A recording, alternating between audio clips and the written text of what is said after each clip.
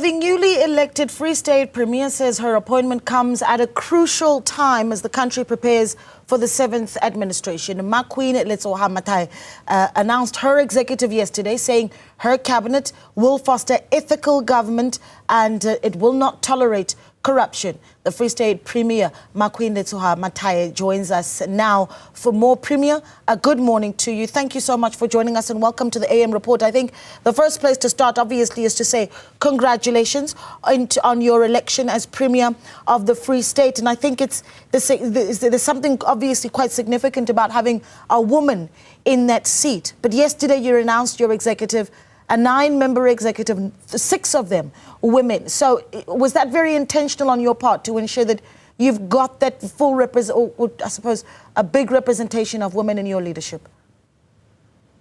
Yes, good morning, Aledi, and good morning to your viewers. Yes, indeed, it was intentional. As you know, that I'm one of the women that were elected from the conference of the ANC Women's League as a TG and officially that structure. And I'm also a gender activist. And the mandate of women were very, very clear. They gave us a clear mandate where they were saying, we need women in leadership. We need women as premiers in the entire country. So the mandate was clear, and I had to do what women mandated us to do. As a leader of women, there was in no way I could not consider women to be that number in my executive. Of course, I carried a mandate of women, and I carried the mandate of the African National Congress, where they also agree with the very same issue of empowering women. Yeah, I mean, you've got quite a responsibility on you, the Free State being a province with many issues, and we'll get into those in a minute. But if we stick with your executive for a moment, 9 members, in the few days in the run-up to your announcement, of course, there were issues around why the delay in the announcement of your executive. Perhaps you can touch on that. And then, of course, there were some reports of insiders within the ANC and the Free State saying that your predecessor, Mxolisi Dukwana, may have been setting you up for failure by wanting to reduce government departments in the Free State. And, of course, the question of why he is not in your executive. I mean, can we start with the latter, right? The relationship with Mxolisi Dukwana at the moment, your predecessor, and the reasons that he is not in your executive. The relationship is really cordial. We are members of the ANC. One thing that people must also note is that other than being a TG of the ANC Women's League, I'm a member of the Provincial Executive Committee that has been led by Comrade Mxolisi as a chairperson. I'm also serving in the PwC committee, the working committee of the ANC, where Comrade Mxolisi is the chairperson. So there are no two centers of power here. The ANC is in charge, and we really have that relationship with Comrade Mxolisi, and he'll remain my brother, he'll remain my comrade, as he is the chairperson of this province. And remember, like I indicated earlier, that there was that position from the ANC Women's League itself, listening to the SG of the ANC Women's League yesterday as well, pushing the issue on really empowering women, appointing women, even in the executive of the president himself. So there's nothing like as if people are fighting here. It's one of those ANC processes where we need to empower women. And one thing that must also be noted is that we didn't win majority in all the provinces this time around, in fact, in the country. So there was that need that at least women must be given position. And this is not a new thing. It has been happening here, especially in the Free State, where we had Mema Shop, who was never a chairperson. We had Mama Winky, who was never a chairperson of the ANC. We had Mema Ntomben, who was never a chairperson. So there's nothing really different this time around. We are members of the ANC, and we're going to work together with Mxolisi. On the issue of where is Mxolisi going to be placed, unfortunately, this one has to be deferred to the ANC itself, as it is their responsibility. I'm here because I was deployed and mandated by the ANC. The same will apply to Comrade Mxolisi, where the ANC would like to take him to. Okay, well, let's talk a little bit about the challenges that await for you in leading this province that has so many of them, right? There is, of course, the issue of the legacy of state capture. within the Free State, and really how you take up the responsibility of cleaning that up. I mean, former Premier of the province, Ace Magashule, of course, coming back into sharp focus once again with his former PA facing, the work of trying to extradite her back into South Africa from the US, that's Morwadi Cholota, to testify in corruption and fraud cases against the Premier and even some of the role that she had played. I mean, there's allegations here that multi-million rand bursaries could have been given to her and her cousin to go and study in the US. Those monies coming out of the Free State government. What is your responsibility in really bringing that evidence forward and really getting accountability where that is concerned? Thank you very much, Naledi. As you reflected on this matter, it's clear that the law has taken its course. All these matters that you are referring to, they are in front of court of laws in the country as we speak, especially in the province. But one thing that I must inform our viewers and be certain about is that we are not going to tolerate corruption anymore. And even from the department that I was coming from, you know that there were some officials who were arrested during my tenure in that department. And this is exactly what was going to happen in the province. And we also agree that we need to really strengthen the strategies and or working together with whistleblowers, because in most cases we got people who like to report these corruption issues and so, but they are not protected. So we need to protect and make sure that we allow people to give us information on these matters. But on those that you have referred to, even internally here, we are going to work out to get to the bottom, to the roots of the cause of whatever happened, especially on the issues of asbestos. We're still going to follow it because we are not going to allow a situation whereby people just loot state money and there are no consequences. So we are going to improve that. Even consequence management internally, we really need to deal with people that are found being part of this corruption or this corrupt activities within different departments. I'm really willing to work with communities. I'm going to work with officials in the department to make sure that we clean this government and we bring trust of the people back to our government, because now people gave us a clear mandate. Yep. As you look at the issue of GNU, this, because people were saying we're not going to give absolute power to a particular party, but now they are saying to us, we are mandating you to go and correct. And this is what I'm going to do, Naledi. And what other main issue is not only about cleaning up, it's about also how do we service our people, because that is where also the issue is. We are not going to allow a situation whereby people are paid, service providers are paid without rendering service. I'm going to deal with those cases as soon as possible. Now, because we really need to clean and win confidence of the people pay. So, Premier, that means, and I've got about 20 seconds for this question because we need to move on to service delivery issues, but that means that if Morwadi Cholota is extradited and brought back to South Africa, given the opportunity to testify, that means you would be in support of that? Of her? Definitely. But if, yes, you mean support, no, not her, but giving us information. That's all what we need from her now. Like I'm saying, this one is a matter of court, and if he's willing really to say, I'm on the side of government, if in case he turns a state witness, we'll appreciate that. Not that we're supporting this corruption. No, we're not going to do that. We are going to be on the side of the people, because remember, whatever happened here, when you loot state, when you don't deliver to people, people are suffering. That's all. We're in no way we're going to stand in the side of any official. We should be able to be with the people as leaders of the people. Okay. I mean, there's so much to talk about. There's, of course, you know, you mentioned as the asbestos project. I think about the Freda Dairy Farm project, for instance, 144 million rand of the province's money channeled to Estina. Reports say without compliance, without monitoring, without market research, and I wonder if that means that there simply is a systems failure of accountability in the Free State. How do you turn that around? And the timeframes that you've given yourself, because clearly this is going to be an issue that even our members within the party in the Free State will be watching closely. Thank you very much, Naledi. Naledi, like I said, yesterday I had a meeting with the team before I could announce it, and the mandate was very clear.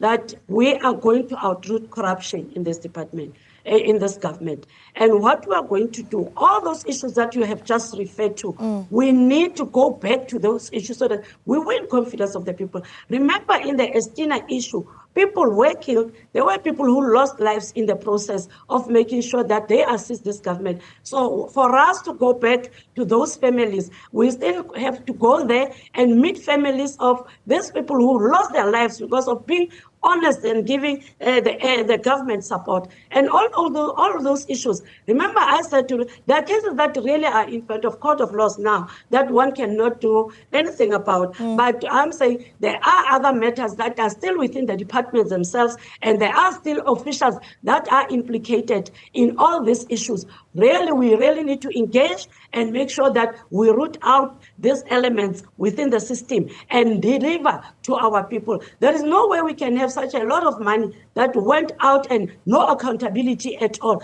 This time around, I think the wheel has turned. People are going to be accountable. That's the mandate that our people gave during our campaigns, during this elections campaign. Yeah, you talk about the people, Premier. Well, we're going to take a short break. When we come back, we're going to talk about service delivery for those people. I want to quickly leave you with this to think about. This is, of course, for the viewer. According to Ground Up, Makaneng village in Kwakwa hasn't had water for years. There's a resident there who has to hire a bakkie and travel about 10 kilometers just to get to a nearby village with borehole water, just to get some water to bring back home. That's a difficult life to live. We're going to get details on how the Premier aims to turn some of those issues around on the other side of this.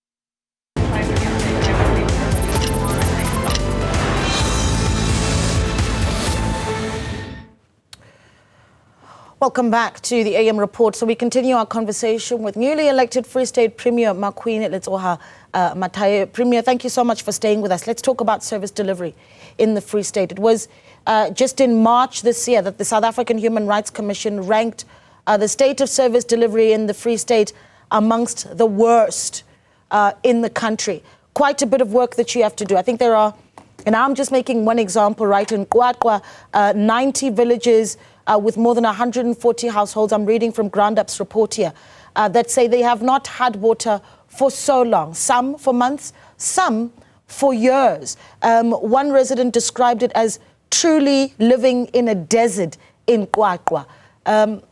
What's the reasons why this has never been fixed for residents who are asked to come out and vote in elections? And certainly, what's the plan moving forward? Thank you, Naledi. Naledi, remember the issue of water is really linked to the electricity problem that we had in Kwakwa. But currently, I think in the past month or two, we signed a service level agreement with Eskom, trying to really fix that. So the other part is that we also have the team of Minister Sezomtunu that is in Kwakwa as we speak, trying to address that issue. We know about that problem, but we are now improving in the sense that we are now putting Eskom. Eskom is now going to be our electricity supplier in Kwakwa after many, many years of realizing all these problems. Yeah, I mean, there's also the issue of aging infrastructure, right? And that That's not a short-term project. That's a legacy project, I think, something that certainly will take different premiers over various tenures to deal with. But are you walking into a situation where you're building on top of some infrastructure maintenance and development? Are you finding that any of that work has sufficiently been done? As I indicated to you, that it's one of those issues that when we're doing our door-to-door, people raise it. And I'm happy that you are saying it's a legacy issue indeed. And the issue of infrastructure doesn't only affect Xwagwa, it affects the entire country. As we grow, as populations grow in all these areas, they affect our infrastructure. So it's not only the challenge, and this is what the government of the ANC really is working on. For instance, in our province here, where we are recruiting some technicians who are students, who are studying civil engineering, who are going to be deployed in Xwagwa to assist is Xwagwa and Machabeng. Those two areas, those teams, we also have this engagement with C2 where we are asking the learners who are doing civil engineers, the students who are doing civil engineering to come and do practicals. Even the UIF program of this labor intensive recruitment of young people. We are also targeting that area where they can be able to assist. Like we are saying, it's a long journey to take this one of infrastructure, but we are working on it. And definitely there'll be a change in 2 years. It might not be in 2 years' time, because the issue of infrastructure, remember, there are also areas where people have just put themselves, they build houses underneath those pipes or whatever what we need to do. So it's a long process. It's a long journey that we still have to take in making sure that we address all these challenges. Yeah, I mean, a lot of it has to do, of course, with the municipalities themselves. And now we're talking about tiered sort of leadership in the province that's really needed to come to the table. And one wonders just how much information is being fed to you, if you're satisfied with it, and who's not coming to the party. I say this because in March this year, the South African Human Rights Commission, when they ranked the Free State service delivery as some of the worst in the country, they sat with some of the leaders of the various municipalities in the Free State, and not everybody came to submit really the details of what was happening with water and electricity in their province. So just how much cleaning up there needs to do as you go down the tiers of leadership, where you need accountability and certainly transparency around what really is going on in the municipalities? Thank you very much, Naledi, once more. Naledi, we also have what you call DDM, the District Development Model.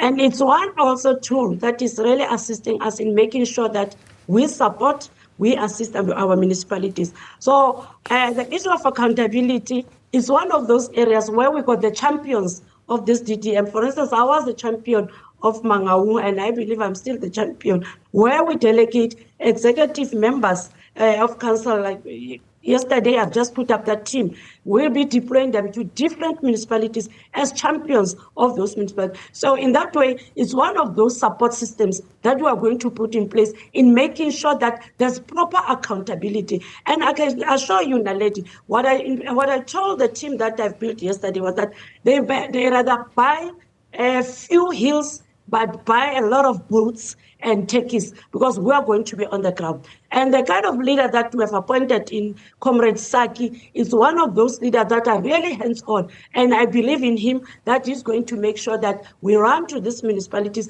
we engage, because at the end of the day, we will go to one government. People don't understand the issue of being at local level, at province. They see us as government. And like I indicated yesterday in one of our interviews, is that we are not administrators as MEC, as members of Executive Council, including myself. We are not administrators. We got administrators, we got DDGs, we got HODs, we got everyone. So we must start running as members of executive. Have your appointment in the office, 2 hours, 3 hours. You must account for about 5 hours. It shouldn't be a matter of local government only. Us as provincial leaders, we should also be accountable. If you have an appointment in the morning between 8 and 12, you must account for the next 5 hours. What did you do to make an impact on the people who voted us in, Naledi? Yeah, and part of the issue around service delivery, some could argue, is that things perhaps don't get done because of the leadership squabbles within the province. And of course, I mean, one thing you can't deny is that there's an issue around factionalism within the Free State, within the ANC. Talk to me about the goals that you've set for yourself and if you feel it's possible to do the work of unifying the party, the leadership in the province. I can't comment on issues of faction because really I don't even know that there are factions. Every organization, every family home, every house has differences, but I don't know in this instance what are you referring to. But I got my priorities. So we got a manifesto that guided us. It's a document that is going to lead us. And one of the issues that it was raised in that manifesto, the first priority of that manifesto is jobs creation. So one thing that I must do is to put Free State to work, and that is what is key. Must address the issue of unemployment, make sure that we reverse the legacy of state capture, we fight corruption, and really achieve a clean government. And by so doing, especially around issues of job creation, we got the dams in Machabe mining, we really need to create work, have factories in those areas, use those dams, those mining dams, rehabilitate those mines, and use those dams to at least convert them into building materials and so on. So really, I think we're still on track. Just give us a few months, you'll see that indeed this team is really dedicated, is going to work hard and deliver. There will be change. This is what I really want to. There will be change in the Free State. We are going to work, and we are going to work for the people of the Free State. Well, we'll be watching closely as well. We really appreciate your time. Thank you so much for speaking to us. That's the newly elected Free State Premier speaking to us this morning, Maqueen Letsoha-Mathae.